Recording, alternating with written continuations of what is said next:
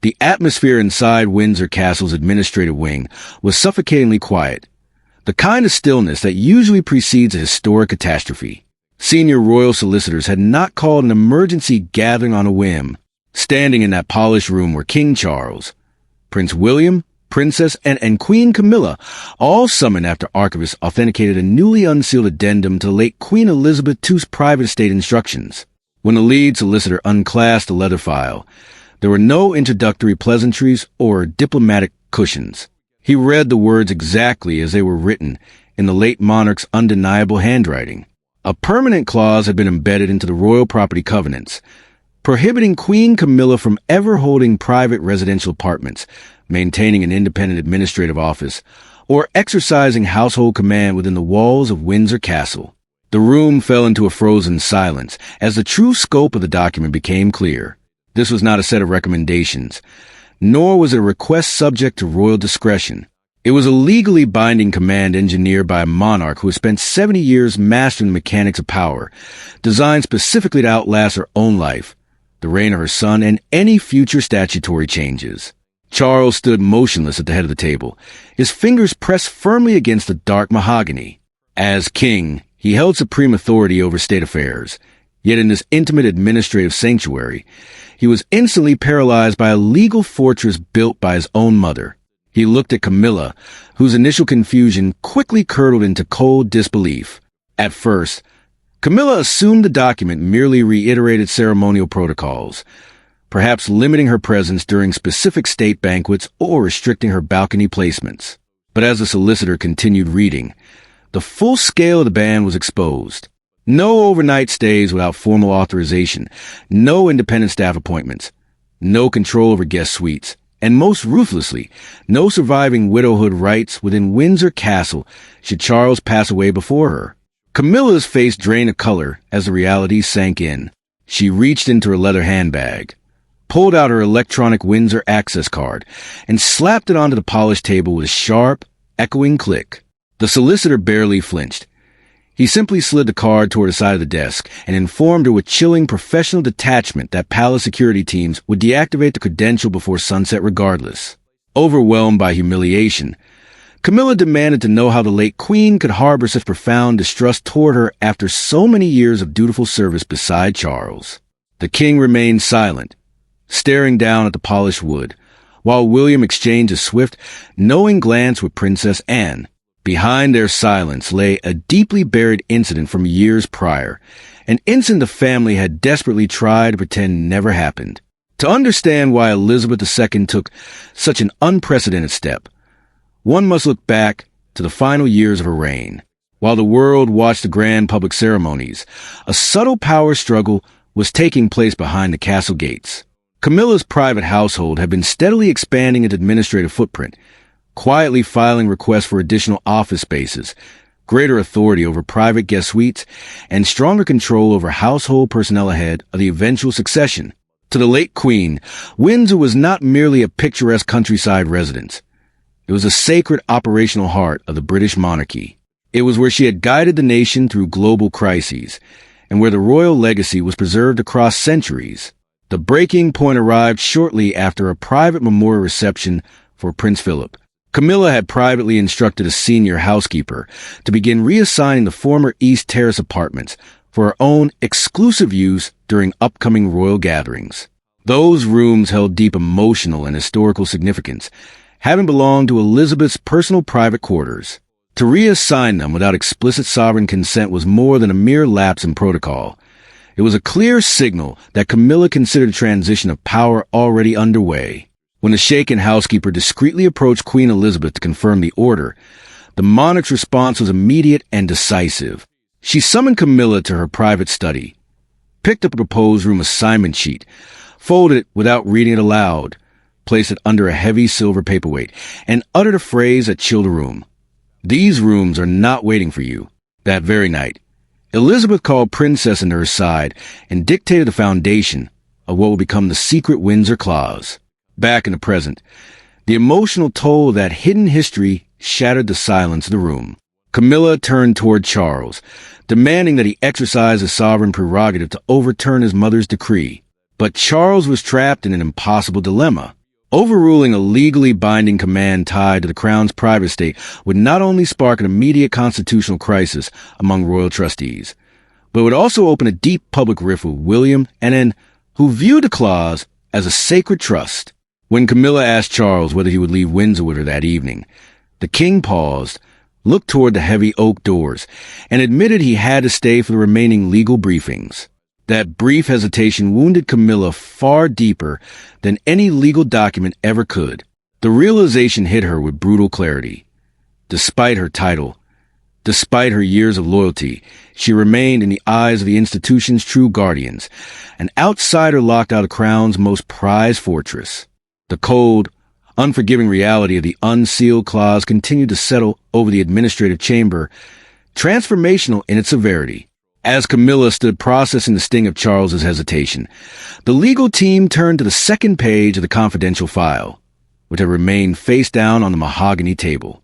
Up until this moment, Charles had clung to the belief that as sovereign, he could eventually negotiate a private compromise or quietly grant a secondary residential warrant that would soften his wife's exclusion. But Queen Elizabeth II had anticipated every administrative maneuver her son might attempt under the influence of marital devotion. The second page did not contain emotional explanations or personal grievances.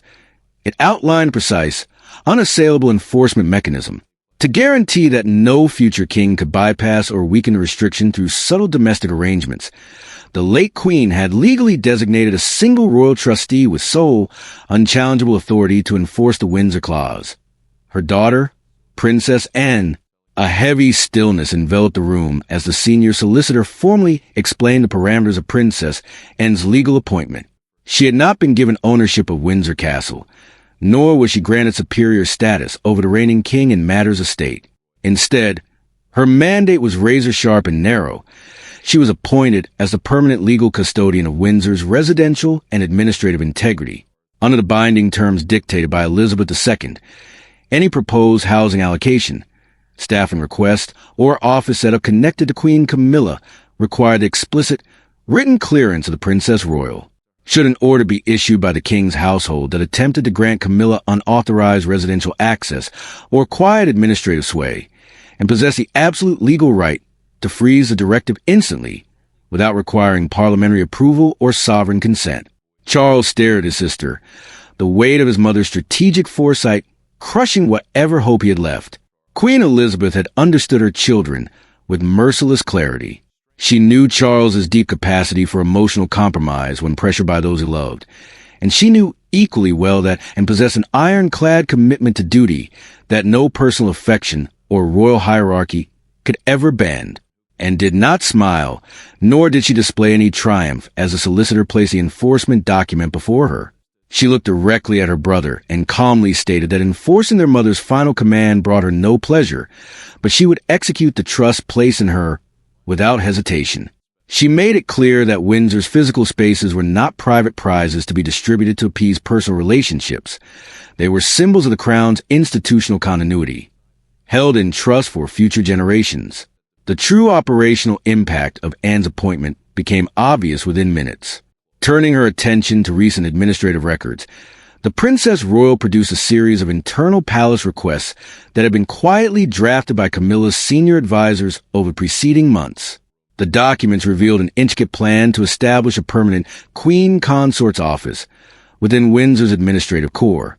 The proposed setup included dedicated communications suites, private security details, and the transfer of key household personnel under Camilla's direct authority. It was precisely the kind of subtle power shift Queen Elizabeth had warned about, an attempt to secure residential dominion through incremental administrative appointments rather than overt ownership.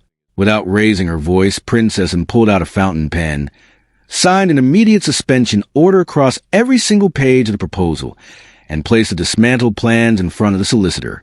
Camilla watched in mounting fury as her carefully structured household plans were dismantled in seconds. The confrontation quickly shifted from a legal dispute into an explosive personal reckoning. Turning on William, who had remained remarkably composed throughout the proceedings, Camilla accused the Prince of Wales of conspiring with his aunt to orchestrate her humiliation and strip away her influence before he even inherited the throne. William met her gaze with quiet firmness. He rejected the accusation of malice. explaining that his primary obligation was to protect the institutional legacy of his late grandmother and ensure that the line of succession inherited an uncompromised monarchy. He reminded Camilla that Windsor represented centuries of unbroken duty and held sacred memories of Queen Elizabeth's darkest and most heroic hours. Attempting to carve out an unauthorized realm of authority within its walls was not merely an administrative overreach. It was an insult to the memory of the woman who had devoted her entire life to keeping the institution whole. With her access revoked, her administrative plans frozen, and her husband bound by constitutional duty, Camilla realized that her position inside Windsor Castle was completely untenable. The silence between Charles and Camilla grew into a canyon of unspoken resentment. Charles tried once more to offer a soft gesture, reaching out toward her hand, but Camilla stepped back, making the physical distance between them permanent. She realized that in the ultimate clash between marital devotion and the relentless demands of the crown would always win. Without making another plea or waiting for the legal briefing to end, Camilla turned, walked past the silent solicitors, and exited the administrative wing. The heavy oak doors clicked shut behind her, marking the definitive end of her aspirations within the historic walls of Windsor Castle. While inside, the legal team began executing the immediate deactivation of her royal privileges. By the following morning, the silent administrative execution of the late Queen's Clause had physically transformed the daily realities of Windsor Castle. Security gates that once opened effortlessly for Camilla's motorcade now required explicit written clearance from Princess Anne's enforcement office. Staff who had spent months preparing for new assignments within the proposed Queen Consort's unit received terse cancellation notices, and the private office suite that had been freshly painted for her team was emptied, locked, and sealed before sunrise. The legal clause was no longer a hidden string of sentences inside a velvet-lined file. It had materialized into a tangible wall of removed portraits, returned keyrings, clear desks, and silent corridors. Yet, as devastating as a physical exclusion was, the most critical encounter surrounding Windsor's future was about to take place not between lawyers or royals, but in a quiet room near the castle's private chapel. Prince William had requested a private, one-on-one meeting with Camilla before her final departure from the grounds. He did not enter the room as a triumphant heir confronting a defeated stepmother, but as a future king who recognized that prolonged humiliation would poison the monarchy, fracture his father's health, and reduce his grandmother's solemn legal command into an act of personal vengeance. Sitting across from each other with no aides, lawyers, or cameras present, the long-standing tension between them gave way to an unprecedented conversation. William acknowledged Camilla's decades of steadfast service beside King Charles, clarifying that the clause was never designed to erase her devotion or deny her dignity as Queen Consort. It was created because Queen Elizabeth viewed Windsor not as a family estate to be shared, but as a sacred trust that had to remain strictly tied to the direct line of succession. Camilla listened, the anger that had consumed her the previous day settling into a somber acceptance. She admitted that losing Windsor cut deeply because it reignited her oldest fear, that despite years of public duty, official loyalty, and endurance through relentless public scrutiny, she would forever remain an outsider in the eyes of the institution's core guardians. She asked William directly whether Queen Elizabeth had harbored genuine hatred toward her when she drafted the document. William paused, choosing his words with measured care, and replied that his grandmother did not act out of hatred, but out of a deep, protective fear of what unchecked power might do to the crown's continuity after her passing. He then offered a formal compromise. The palace would guarantee her full ceremonial dignity, support an independent permanent household for her elsewhere, and ensure her public standing remained unblemished, provided she formally renounced all present and future legal claims to Windsor's residential authority. Recognizing that fighting an unwinnable battle against the late Queen's binding instruction would only destroy her husband's reign and alienate the public, Camilla accepted the terms. She signed the formal renunciation document, dissolving the proposed administrative units and returning all remaining master keys to the castle trustees. Before walking out, she touched the back of an empty chair beneath the portrait of Elizabeth II and quietly remarked that she wished this conversation had taken place years ago, when understanding might have cost less pain. William promised to present the settlement directly to King Charles, securing a dignified resolution that preserved the family's public unity while completely protecting the legal boundaries set by the late monarch. Hours later, the news of a secret clause broke across global media networks, sending shockwaves through the public. Yet, unlike past royal scandals that descended into mudslinging, the palace stood firm behind a unified, carefully worded statement confirming that all senior members of the royal family fully respected the late Queen's binding residential decree.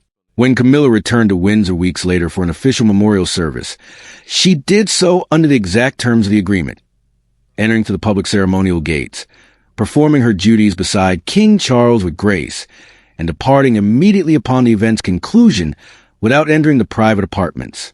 Queen Elizabeth II's final command had achieved its ultimate purpose.